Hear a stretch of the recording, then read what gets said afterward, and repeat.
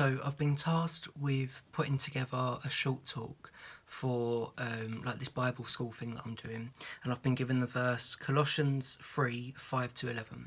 So this chapter is titled "Put on the New Self," and basically I'm just going to read it out and then say whatever comes to mind, and then hopefully this will give me a bit of an outline of something to put together.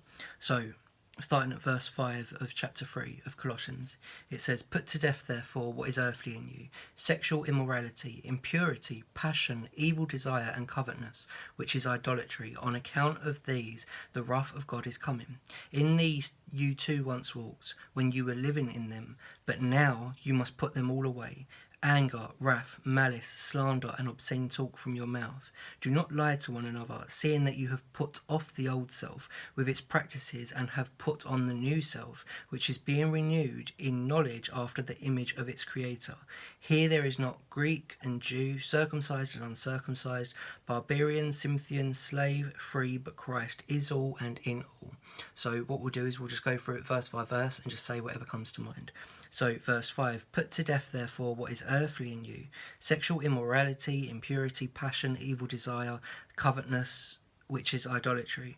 So the things that are earthly is these things: sexual immorality, impurity, passion, evil desire, covetousness, which is idolatry. But these are all the things of our flesh. These are the things that our flesh likes. So when we're in the moment and we just do things, and it's all about basically immediate gratification versus long-term gratification. I'm thinking of, the marshmallow experiment, where they got kids and they put one marshmallow in front of them, and then the parents said, "I'm going to go out the room for a minute, and if that marshmallow's still there when I come back, then I'll give you another marshmallow." And I think sometimes this is what it's like, is that sometimes our flesh wants to have that marshmallow right now, and it can't wait, and it doesn't realise that if it does wait, then something better, something much, much better is coming along. And so we need to have that discipline, and we've got that discipline because now we've been given that new self. And now that we've got Jesus, and that Jesus has put himself on us and he's come to live inside of us, this is our new self. We're now a new creation, and so we don't actually have to worry about whether or not we can or we can't do it, because it isn't about whether or not we can do it. It's all about allowing Jesus to actually do it. As it says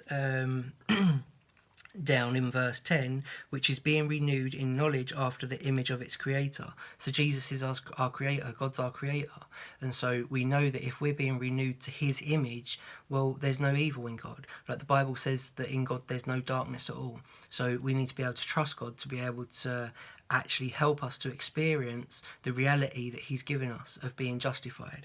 And really what we're talking about here is sanctification, is that slowly over time we start to become more like what we actually are. So we start to experience on the outside what's already happened on the inside. So let's go on to verse 6. "On account of these, the wrath of God is coming."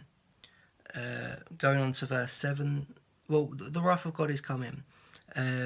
So on account of these, the wrath of God is coming. God's wrath is coming. We know that there has to be a penalty for sin, and either Jesus pays that penalty for us or we pay it ourselves. And to be able to let Jesus pay that penalty, it's just as simple as turning around and saying, "Jesus, I believe that you're Lord," and just be able to live life for him.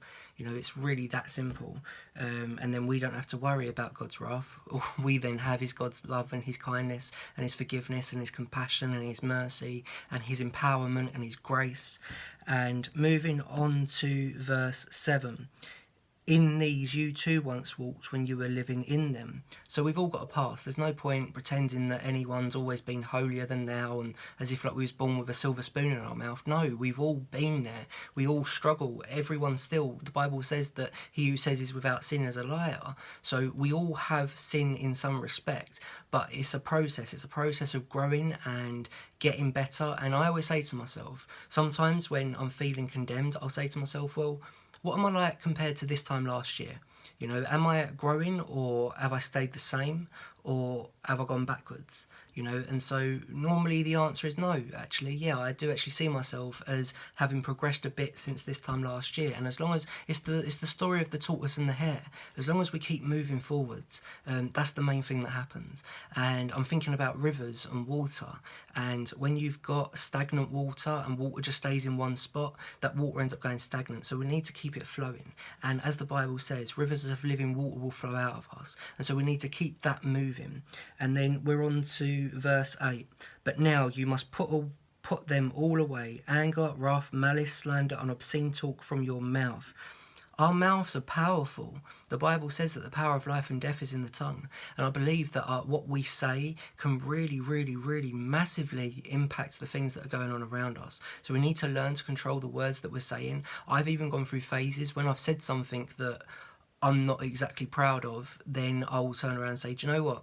I'm just not going to talk. Like I'll put myself on a talking fast so that I can learn to become disciplined with my tongue, because this is really important, and it really does open up the door to all of these other things. So if you think about your tongue, so obscene talk from your mouth or slander, when you talk like this, I think that it can actually help to stir up these other things like anger, wrath and malice. And so how many times has someone just irritated you slightly, and then you've ended up talking about it with someone, and the person that you've spoken with, you haven't decided to go to someone to help how to figure out how to forgive them or whatever, but you've gone there to just gossip in a way, and all it's done is just stirred you up to feel even more annoyed. So yeah, we need to also choose the people that we're talking to carefully, and choose wise counsel, and actually take these things to God. Because if we're not careful with our tongues, it really can. In James it talks about steering the ship, and I think that this can steer the ship into all sorts of directions. Do not lie to one another, seeing that you have put off the old self with its practices. This is verse 9. With its practices, verse 10, and have put on the new self, which is being renewed in knowledge after the image of its creator. We've put on the new self. That, every single time I think about it, it just, oh man, it just makes me feel so good. We've now put on Jesus. You know, I was actually looking through a study the other day that I heard someone say how Jesus is the armour of God. When you look at it, for instance, it says put on the belt of truth. Jesus says he is the way, the truth and the life. And then if you go through it, you can actually see that putting on the armour of God is putting on Jesus. So here when it says and have put on the new self, this could also be the armour of God, which is being renewed in knowledge after the image of its creator.